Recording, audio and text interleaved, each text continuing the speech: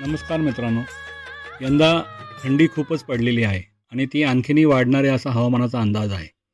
या थंडीमध्ये senior citizen 40 नंतरचे माणसांना जुने दुखणं म्हणजे मुकामार किंवा सांधेदुखी, कंबरदुखी, गुडघेदुखी वगैरे हे उद्भवते. आणि त्याचं प्रामुख्याने कारण असतं ते कॅल्शियमची कमतरता आपल्या शरीरामध्ये. तर ती पूर्ण करण्याकरता एक प्रूव्हन मेथड म्हणजे आहे की कॅल्शियमची, ती म्हणजे पायासूप. तर मी आज इथं गंजपेठेत आलेलो आहे पाय घेण्याकरता. तर हे इथं जुने लोक आहेत, ऑथेंटिक पद्धतीने ते भाजतात. ते पायावरचे पूर्ण केस वगैरे जाळून टाकतात. नंतर ते पूर्ण क्लीन करतात. त्याला कुठल्याही प्रकारची दुर्गंधी वगैरे येत नाही.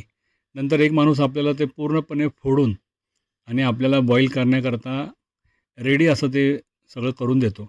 नंतर हे आपण घरी जाऊन चांगलं स्वच्छ धुवून त्याच्यामध्ये थोडंफार मीठ मसाला टाकून त्याचा काढा जर तयार केला म्हणजे बॉईल करून घेतलं तर त्याच्यामध्ये कॅल्शियमची मात्रा भरपूर आपल्याला उपलब्ध होती आणि ते सांधेदुखी, पाठदुखी, कंबरदुखी ह्याच्याकरता फार ऑथेंटिक आणि प्रूव्हन मेथड आहे. त्याच्याने आपल्याला कॅल्शियम आपल्या शरीराला उपलब्ध होतं. ह्या प्रकारचे पाय असे बाजारातही बॉयलरच्या म्हणजे उकळत्या पाण्यामध्ये स्वच्छ करून देतात. तर त्याच्यामध्ये त्याचं कॅल्शियमची मात्रा जेवढी आपल्याला आवश्यक आहे तेवढी ती उपलब्ध होत नाही.